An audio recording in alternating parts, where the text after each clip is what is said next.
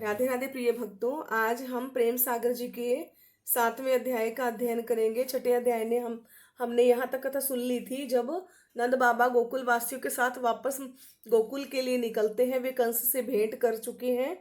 उसके बाद 7वें अध्याय में पूतना वध की बात आती है। श्री शुकदेव जी बोले, राजा कंस का मंत्री तो अनेक राक्षस साथ लिए मारता फिरता ही था कि कंस ने पूतना नाम की राक्षसी को बुलाकर कहा, तू जा यदुवंशियों के जितने बालक पावे तितने मारी। ऐसुन में प्रसन्न होकर दंडवत करके चली और अपने जी में कहने लगी कि भय पूत है नंद के, सुनो गोकुल गांव, छलकर अभी आनी हो गोकुल गोपी हुए के जाऊं। यस कह 16 श्रृंगार आभूषण 12 आभूषण कर वह कुछ में विष लगाए, मोहिनी रूप बन कपट किए, कमल का फूल हाथ में लिए बन ठन के ऐसे चली जैसे श्रृंगार किए लक्ष्मी अपने कंठ पे जाती होए।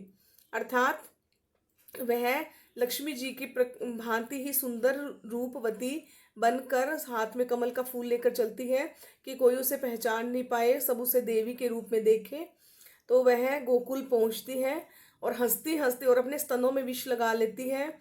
गोकुल पहुंचकर हंसते हंसते वह नंद के मंदिर बीच गई और इसे देख सब गोपियां मोहित हो भूली सी हो गई।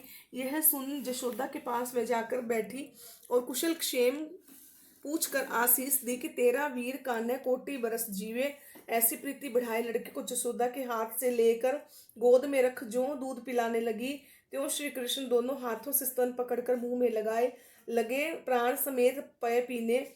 अब तो अति व्याकुल हो पूतना पुकारी, कैसा जसोदा तेरा पूत मानुष नहीं है तो है जमदूत। जेवरी जान मैंने सांप पकड़ा तो इसके हाथ से जीती बच जाऊंगी, तो फिर गोकुल में कभी ना आऊंगी। यूं कह भाग गांव के बाहर आई, पर कृष्ण ने न छोड़ा, क्योंकि वो तो प्रभु हैं, एक बार जिसे पकड़ लेते हैं उसका कल्याण किए बगैर नहीं छोड़ते।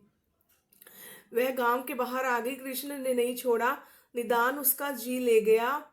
वह पछाड़ खाए ऐसे गिरी जैसे आकाश से वज्र गिरे। इसके गिरने का धड़ाका शब्द सुन रोहिणी और जसोदा रोती पीटती वहीं आई जहां पूतना को 2 कोस में गिरी पड़ी मिली, और जिनके पीछे सब गांव उठ धाया आए। देखा तो कृष्ण उसकी छाती चढ़े दूध पी रहे हैं। जट उठाए मुंह चूम हृदय से लगाकर घर ले आई, गुनियों को बुलाए झाड़ फूंक करने लगी। और पूतना के पास गोपी ग्वाल खड़े आपस में कह रहे थे कि भाई इसके गिरने का धमका सुन हम ऐसे डरे हैं, जो छाती अब तक धड़कती है, न जानिए बालक की क्या गति हुई होगी। इतने में मथुरा से नंद जी आए और देखते क्या है कि एक राक्षसी मरी पड़ी है और ब्रजवासियों की भीड़ घेरे खड़ी है। पूछा यह उपाद कैसे हुई? तो वे कहने लगे, महाराज पहले तो यह अति सुंदरी हो तुम्हारे घर आशीष देती गई, इसे देख सब ब्रिज नारी भूल रही है, कृष्ण को लेकर दूध पिलाने लगी, पीछे हम नहीं जानते क्या गति हुई।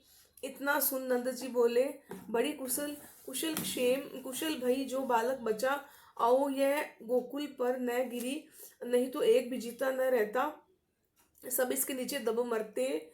यूं कह नंद जी के तो घर आए, दान पुण्य करने लगे और ग्वालों ने फरसे फावड़े कुदाल कुल्हाड़ों से काट काट कर पूतना के हाड़ गोड़ तो गड़े खोद कर गाड़ दिए और मांस चाम इकट्ठा कर फूंक दिया। मतलब उसके जो हड्डियां थी उसके टुकड़े गड्ढे खोद खोद कर डाल दिए, और जो उसका मांस और चमड़ी थी उसका चर्म था वो सारा उन्होंने इकट्ठा करके जला दिया। इसके जलने से एक ऐसी सुगंध फैली कि जिसने सारे संसार को सुगंध से भर दिया। इतनी कथा सुन राजा परीक्षित ने शुकदेव से पूछा, महाराज वह राक्षसी वहां मलिन मद मांस खाने वाली विष शरीर से सुगंध कैसे निकली? सो कृपा कर कहो। मुनि बोले, राजा श्री कृष्णचंद्र ने दूध पी विषय मुक्ति दी, इस कारण सुगंध फैली। यहाँ पर 7वां अध्याय समाप्त होता है। अगले वीडियो में हम 8वें अध्याय का अध्ययन करेंगे। राधे राधे।